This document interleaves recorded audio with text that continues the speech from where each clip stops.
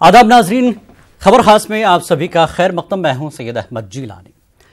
नाजरीन, आरएसएस के तर्जुमान पंचजनिया ने अपने इदारिये में लिखा है कि बीजेपी रिजर्वेशन के मामले पर की गई गलत तशहीर में फंस गई, जिसका खमियाजा उसे हालिया असेंबली इंतखाबात में शिकस्त की सूरत में उठाना पड़ा।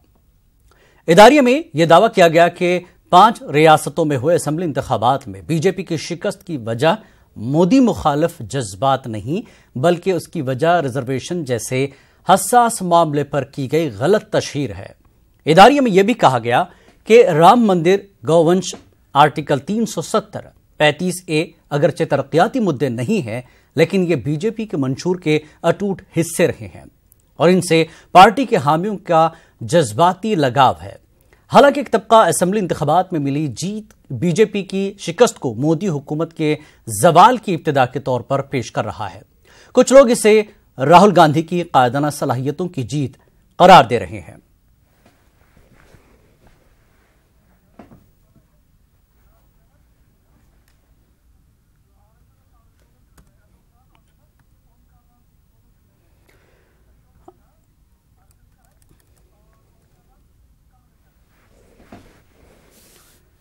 और आइए इस पूरे मामले पर बात करेंगे। 2 खास मेहमान हमारे साथ जुड़ चुके हैं। ओंकारनाथ सिंह, तर्जुमान कांग्रेस, और अशोक सिन्हा है, प्रचारक आरएसएस। आप दोनों का स्वागत है, खैर मकदम है।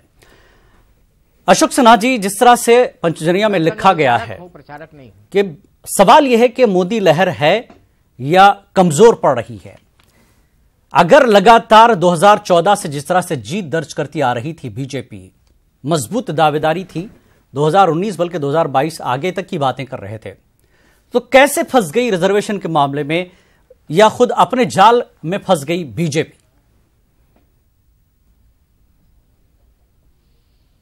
देखिए, राष्ट्रीय स्वयंसेवक संघ चूंकि राजनीति में सीधे भाग नहीं लेता है जी, तो इस कारण से राजनीति के बारे में राष्ट्रीय स्वयंसेवक संघ के विचार बड़े स्पष्ट हैं कि जो भी राजनीतिक दल हो, चाहे वो बीजेपी हो, चाहे कांग्रेस हो, और चाहे अन्य दल हो राष्ट्र के, वो सभी में जो उनके उद्देश्य हैं वो राष्ट्रीय हित के अनुरूप होने चाहिए।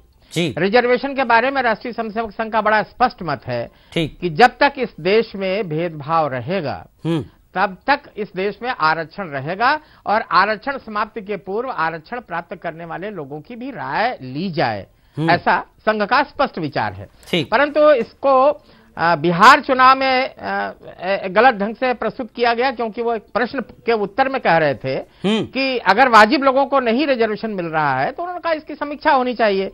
तो इसको इस संदर्भ में लेकर के सीधे ये लिया गया कि संघ जो आज रिजर्वेशन की समीक्षा चाहता है, और परिणाम यह हुआ कि बिहार चुनाव में उसका बड़ा उल्टा असर हुआ। अब जहां तक मध्य प्रदेश की बात है जी, तो मध्य प्रदेश में संघ ने ऐसा कोई स्टेटमेंट नहीं दिया, और उसके पहले जो दिल्ली में अभी 3 दिनों की कॉन्फ्रेंस हुई थी उसमें भी मोहन भागवत जी ने बड़े स्पष्ट शब्दों में कहा था कि संघ आरक्षण के समर्थन में है, और आरक्षण जब तक भेदभाव रहेगा समाज में तब तक आरक्षण रहना चाहिए। अब जहां तक चुनाव का बात है, भारतीय जनता पार्टी लगता है कि कुछ इस प्रकार का अपना पक्ष प्रस्तुत नहीं कर सकी, क्योंकि वह हमारी लाइक माइंड पार्टी है भारतीय जनता पार्टी जी। और हम ये उम्मीद करते हैं कि भारतीय जनता पार्टी भी इसी लाइन पर चल रही है, वह भी आरक्षण के समर्थन में है। अब किस बात से तीनों चुनाव में असर पड़ा है, ये बेहतर ढंग से कांग्रेस के प्रवक्ता है वो बताएंगे। ठीक है, अशोक सिन्हा जी हमारे साथ जिस तरह से बात कही है। सिद्धार्थ जी भी हमारे साथ जुड़ चुके हैं, सीनियर सहाफी जर्नलिस्ट हैं।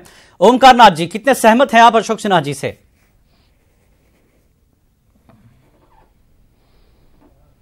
देखिए, अभी तो ये संघ विचारक का बयान आया है जी, और इसके पहले जिस पर आप बहस कर रहे हैं वो आरएसएस के समाचार पत्र के उस पर टिप्पणी पर ही आप बहस कर रहे हैं, तो ये तो उनका अपना विचार है। ठीक, और अच्छी बात है कि संघ विचार कर रहा है, भारतीय जनता पार्टी विचार करे कि क्या गलतियां उन्होंने की हैं, आगे उसको सुधारने का प्रयास करें। लेकिन हमने जो देखा है उसमें यह था कि law and order Madhya Pradesh का और इन तीनों ही स्थानों का बड़ा खराब था। वहां पे नक्सलाई समस्या बहुत थी जिसे कंट्रोल नहीं कर पा रहे थे। मध्य प्रदेश में लॉ एंड ऑर्डर बुरी तरह से ध्वस्त हो चुका था, बलात्कार की संख्या इतनी अधिक बढ़ गई थी कि हिंदुस्तान में नंबर 1 पे हो गया था। वही हालत राजस्थान की थी और बेरोजगारी की समस्या तीनों जगह ज्वलंत थी। किसानों की मेन समस्या थी, किसानों की इतनी बड़ी समस्या थी कि उनकी समस्या का समाधान कुछ नहीं निकल पा रहा था और आए दिन किसान आत्महत्या कर रहे थे। वर्तमान सरकार ने बहुत अच्छा निर्णय लिया कि तुरंत आते ही कार्यभार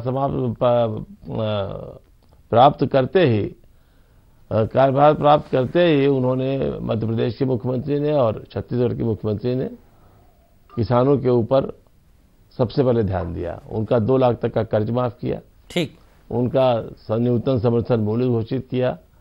26,000 रुपया जो लड़कियों की शादी मिला करता तो उसको 51,000 कर दिया और जो सबसे बड़ी चीज थी, जो 350 रुपया पेंशन हुआ करती थी, उसे 1,000 रुपए तक कर दिया। नहीं, ये तो कामकाज है। उन्होंने सुधार ये जब 15 साल से जहां सरकार रही हो, 5 साल लगातार आप रही हैं, अगर ये चीजें 14 से लगातार जीत रहे हैं, ठीक है, लेकिन कैसे आप कमजोरियां किन चीजों को मानते हैं? ये तो आपने बताया, ये सब कुछ वहां चल रहा था, एंटी इनकम्बेंसी भी सामने आ रही थी, लोग बदलाव चाह रहे थे। तो मसला यही है कि क्या लहर कम हो गई है, मोदी की लहर कमजोर हो गई है?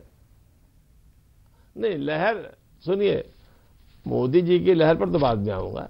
अगर ये 15 साल में ये सरकारें इन सब चीजों पर ध्यान देती तो शायद आज इनकी ये व्यवस्था दुर्दशा न होती। ठीक, लेकिन इन्होंने क्या किया, इन्होंने सिर्फ धर्म के उन्माद को बढ़ाने का प्रयास किया और कुछ नहीं किया। जहां तक मोदी जी की बात है, मोदी जी के सामने भी इन्हीं सब समस्याओं का निदान होना है।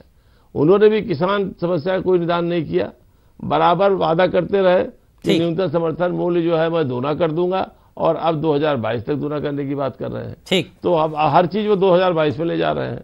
तो सवाल इस बात का है, जनता देख रही है कि इन्होंने जो वादे किए थे, 15 लाख खाते में आए कि नहीं आए, 2 करोड़ लोगों को नौकरी दी गई कि नहीं दी गई। ठीक है, ये पुरानी बातें हो गई, लेकिन अब लोग अब नए सिरे से सोच रहे हैं। सिद्धार्थ जी, धीरे-धीरे सुना रही है। अब जिस तरह के चुनाव हुए, जिस तरह के नतीजे परिणाम सामने आए हैं, इसको लेकर क्या यह तय कर लिया जाए कि लहर किसी की कमजोर हुई है और किसी की लहर बढ़ रही है? क्या कहेंगे आप सिद्धार्थ जी?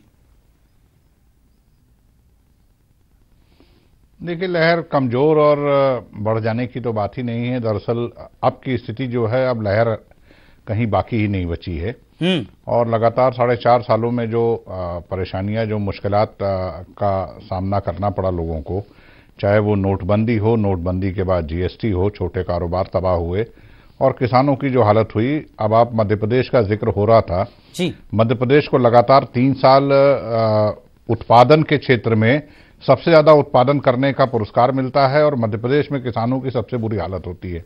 यानी कि ज्यादा पैदा करके भी किसान मरने की स्थिति पैदा हो रही है। तो जाहिर सी बात है कि किसान जब पैदावार अच्छी होती है तो दाम नहीं मिलता है, उस दाम न मिलने के चलते परेशान, और अगर पैदावार नहीं होती है तो कर्ज नहीं अदा कर सकता है और खाने के लिए दिक्कत होती है। तो ये दिक्कतें जो है, इनको दूर करने का उपाय नहीं हुआ और मुझे लगता है इन 3 राज्यों के जो चुनाव हुए हैं, एक दूसरी तरह की अर्थव्यवस्था का मॉडल वो अब सामने आएगा। वो अर्थव्यवस्था जो कारपोरेट पोषित अर्थव्यवस्था है, जो उनकी सदारत में चलने वाली अर्थव्यवस्था है, उसकी जगह एक वैकल्पिक अर्थव्यवस्था का मॉडल कांग्रेस को रखना होगा और जिस तरीके का वादा किया है उन वादों पर भी खरे उतरना होगा ताकि ये मुल्क के सामने ये बात कह सकें कि भाई देखिए, इनका विकास का मॉडल ये है और हमारा विकास का मॉडल ये है। बिल्कुल, हमारा विकास का मॉडल समावेशी है, जिसमें किसान हैं और छोटे कारोबारी हैं, नौजवान हैं, बेरोजगार हैं, जिनके लिए हम काम करना चाहते हैं। और ये मॉडल जो है, जो अभी तक अपनाने की कोशिश हुई है, वो मॉडल जो है वो उस काम नहीं आया है। तो मुझे लगता है कि इस एक नई तरह की अर्थव्यवस्था की भी पॉलिसी की शुरुआत इन 3 चुनावों के बाद होगी और पिछला जो मॉडल अपनाया गया हमारे देश में, मुझे ऐसा लगता है कि नरेंद्र मोदी जिस राज्य से आते हैं, गुजरात, वो एक एग्रेरियन स्टेट नहीं है, वो कारोबारियों का स्टेट है। तो जरूरी नहीं है कि वो मॉडल पूरे देश के ऊपर लागू किया जा सके और सफल हो सके। तो एक नए तरीके के अर्थव्यवस्था के मॉडल की शुरुआत हुई है इन 3 राज्यों से और करनी होगी। जो भी जीत के आए हैं कांग्रेस पार्टी के लोग। अशोक सिन्हा जी, जिस तरह से सिद्धार्थ जी ने कहा कि मॉडल की जो परिभाषा है, जो लागू करना चाहिए, हर स्टेट की अपनी अलग जो है जरूरतें हैं, उसकी अपनी कमजोरियां, उसकी अपनी चीजें हैं। हर जगह एक जैसी पॉलिसी लागू नहीं होती। कहीं ऐसा तो नहीं कि ये जिस तरह से सत्ता मिली है, जिस ताकत से मिली है, उसका अहंकार है कि हम लागू करेंगे अपने अंदाज में। कहीं इस चीज को लेकर तो बीजेपी नहीं फंस रही है? नहीं, देखिए, भारतवर्ष में एक ही व्यवस्था, अर्थव्यवस्था की हो या सामाजिक व्यवस्था की हो जी, वह चलेगी और वह सर्वमान्य होगी। वह है स्वदेशी, अपने स्व पर आधारित व्यवस्था। वो चाहे कृषि के क्षेत्र में हो और चाहे वो रोजगार के क्षेत्र में हो, चाहे व्यवसाय के क्षेत्र में हो या समाज के सुधार के क्षेत्र में हो, विकास के क्षेत्र में हो। स्व आधारित व्यवस्था यदि हम नहीं लागू करेंगे तो हम पछताएंगे। चाहे वो शिक्षा के क्षेत्र में हो, जब तक हम अपनी व्यवस्था पर आधारित, मैं समझता हूं कि कोई भी सरकार, किसी की भी सरकार होगी, जब तक यह इस मॉडल को नहीं फॉलो करेगी कि स्व आधारित व्यवस्था स्थापित करे और उसके आधार पर वह विकास करे, जो स्थायी विकास होगा, और ये इसी विकास के आधार पर देश विश्व में विश्वगुरु बन सकता है। जी, अशोक जी, जिस चीजों की आप निशानदेही कर रहे हैं, अशोक जी, जिन चीजों के बारे में आप बता रहे हैं, तो क्या बीजेपी यहां पर गलती कर गई या कुछ चूक हुई है जिसकी वजह से आज उसको ये इस तरह के परिणाम देखने पड़ रहे हैं? नहीं, मैं समझता हूं कि भारतीय जनता पार्टी के जो आर्थिक नीतियों को भी मैंने समझा है, और उस समझ के आधार पर मैं कह रहा हूं कि वह इसी रास्ते पर चल रहे थे, स्व आधारित व्यवस्था पर, मेक इन इंडिया कार्यक्रम पर और सबका साथ सबका विकास पर। यह सब व्यवस्थाएं इस देश के अनुकूल हैं, वातावरण के अनुकूल हैं और इस देश के जनमानस की आकांक्षाओं के अनुकूल हैं, और यही कारण है कि वो अपनी व्यवस्था लेके चले। अब किसी कारणवश मैं उसको मध्य प्रदेश में मानता हूं कि बीजेपी की जो हार हुई वो टेक्निकल हार है एक तरीके से, और उस आधार पर जो वहां विकास के मॉडल खड़े किए गए हैं, यदि अब आने वाली सरकार या जो सरकार आ गई है इस समय, वह निश्चित रूप से अगर उससे अच्छा मॉडल प्रस्तुत करती है तो उस प्रदेश की जनता उसे स्वीकार करेगी। बिल्कुल, ओंकारनाथ जी, जिस तरह से सिद्धार्थ जी ने भी कहा और अशोक जी भी कह रहे हैं कि मध्य प्रदेश में जिस तरह की तरक्की और जिस तरह का पुरस्कार मिला पिछली सरकार को, लेकिन किसानों की हालत बुरी थी। तो कितना चैलेंज है कांग्रेस के लिए कि एक तरफ पुरस्कार मिलता है, शाबाशी मिलती है, लेकिन किसानों की हालत जूं की तूं है। अब किसानों को ऊपर लाएं, पुरस्कार किसानों को मिले, उनका मेहनताना किसानों को मिले, इसके लिए कांग्रेस के लिए क्या कुछ करने की जरूरत है? कितना चैलेंज भरा रहेगा? नहीं, कांग्रेस ने तो आते ही शुरू कर दिया ना। सबसे पहले तो उनको उस चिंता से मुक्त किया जो उनके ऊपर कर्ज था, ताकि वो आगे अपना काम कर सके। उनके न्यूनतम समर्थन मूल्य को बढ़ाने की बात की। तो अब ये सारी चीजें जो किया है, और बाकी चीजें देखिए कि किन किन चीजों में उनको समस्या आ रही है। जैसे बिजली की समस्या आ रही है, बिजली में अधिक भुगतान तो नहीं करना पड़ रहा है। इस तरह की जो भी समस्याएं हैं उनको वो कंट्रोल करके वो ऐसा सिस्टम बनाएगी कि उनको आमदनी प्राप्त हो खेती से। ऐसा ना हो कि खेती वो करे और घर से लागत लगे। वो खत्म करने के लिए कांग्रेस दृढ़ संकल्प है और इस काम को वो करेगी। अशोक जी एक बात कह रहे थे कि भारतीय जनता पार्टी जो है वो स्वदेशी मूवमेंट पर बिलीव करे, स्व आधारित। भाई, मेक इन इंडिया में स्व आधारित क्या है? मेक इन इंडिया में तो आप बाहर से चीजें ला रहे हो, यहाँ बनवा रहे हो, और फिर वो बाहर जाके बिकेंगी। तो जब आप अपनी जो मेड इन इंडिया है वो तो खत्म हो जाएगी मेक इन इंडिया के मुकाबले में। मेड इन इंडिया का एक्सपोर्ट आपका कुछ हो ही नहीं पा रहा है।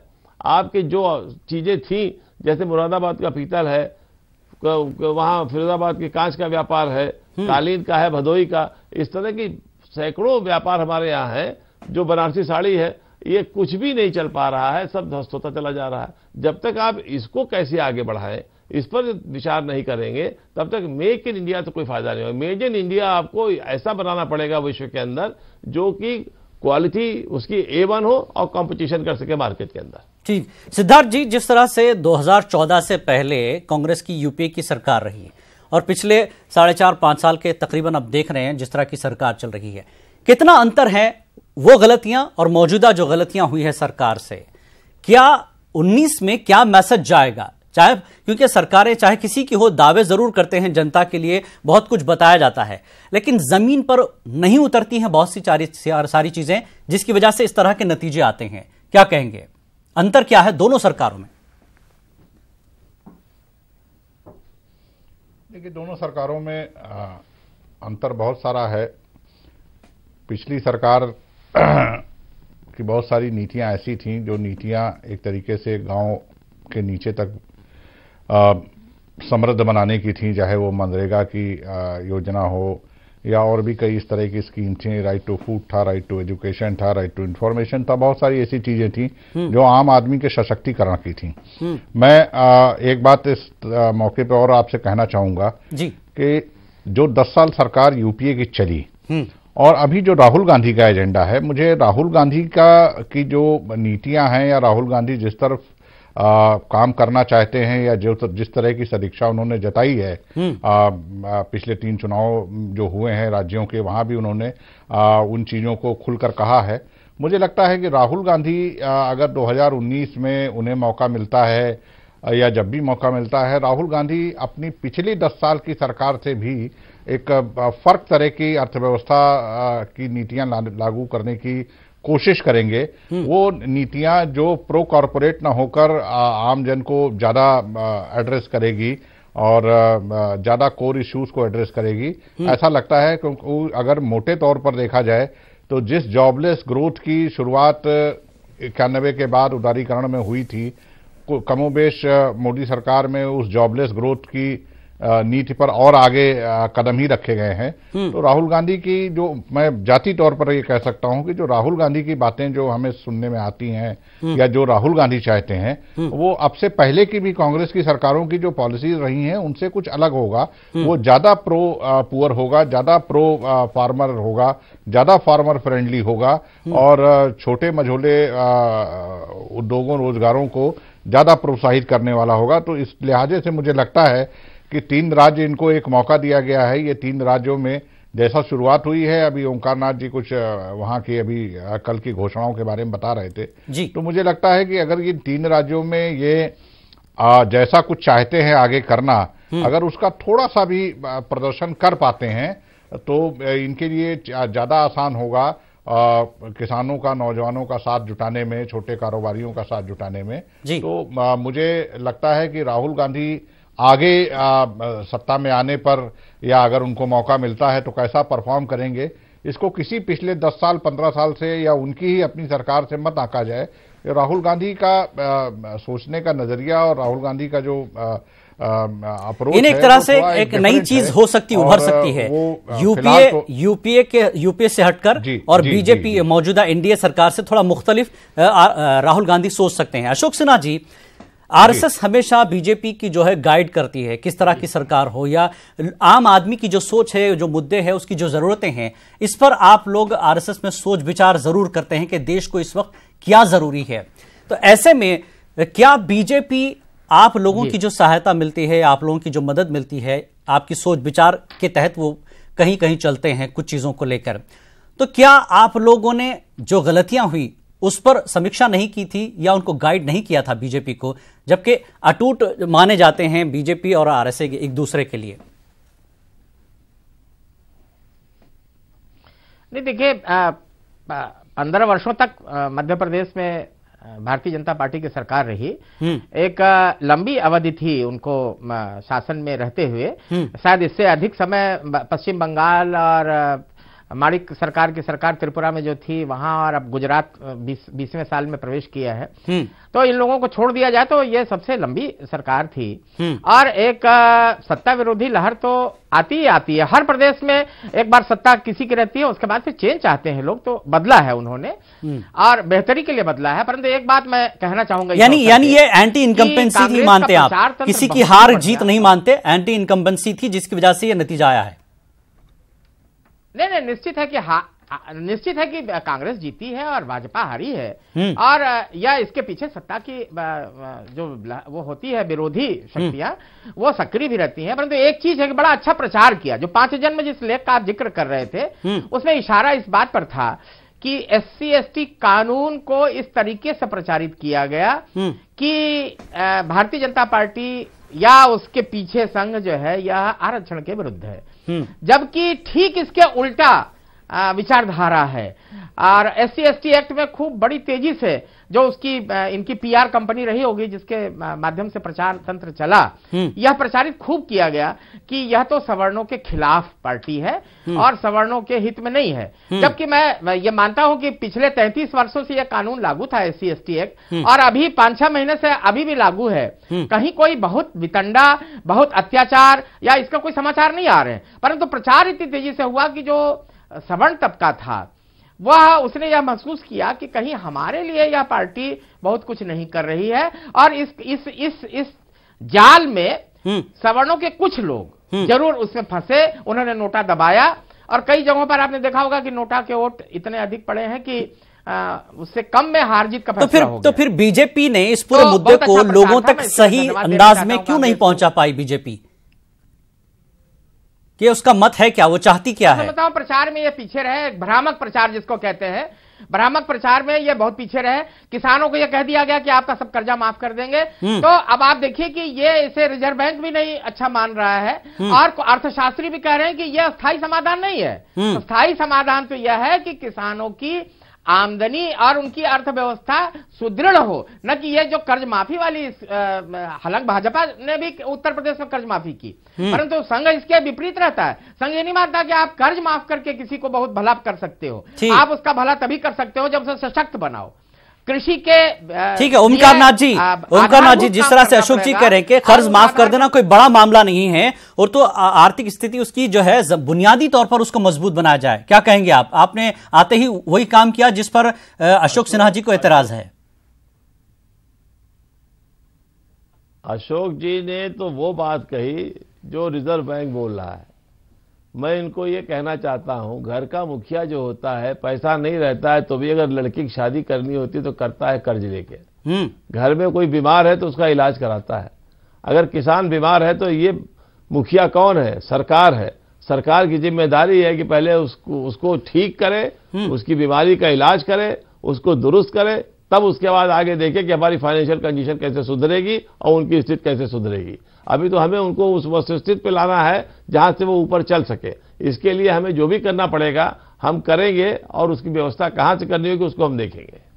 ठीक, सिद्धार्थ जी, जिस तरह से मुद्दे उठाए गए, आम आदमी के मुद्दे, किसानों के मुद्दे, जरूरतमंदों के मुद्दे, लेकिन जैसे ही इंतखाबात में, इलेक्शन में पार्टियां जाती हैं, चाहे वो कांग्रेस की हो या बीजेपी की हम बात करें, मुद्दों से हटकर कुछ ऐसी बातें सामने आ जाती हैं, लोग बेचैन और तशवीश में पड़ जाते हैं कि आखिर ये हो क्या रहा, हमारी बात कहीं गुम हो गई है, हमारी बातें खत्म हो गई है, जो सियासत से हटकर हो रही हैं बातें।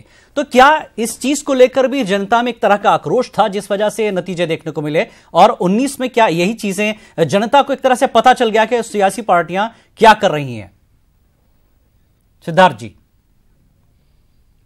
देखिए, बड़े सबसे पहले तो मैं ये बता दूं, अभी अशोक जी कह रहे थे कि कांग्रेस का प्रचार तंत्र, मैं राजस्थान नहीं गया लेकिन मध्य प्रदेश और छत्तीसगढ़ जरूर गया, और मैंने ये पाया कि प्रचार के मामले में कांग्रेस 5% थी तो भारतीय जनता पार्टी 100% थी। इनका कोई, कांग्रेस पार्टी का कोई वहां प्रचार नहीं था, कोई वहां प्रचार तंत्र पे पैसा नहीं फूंका गया।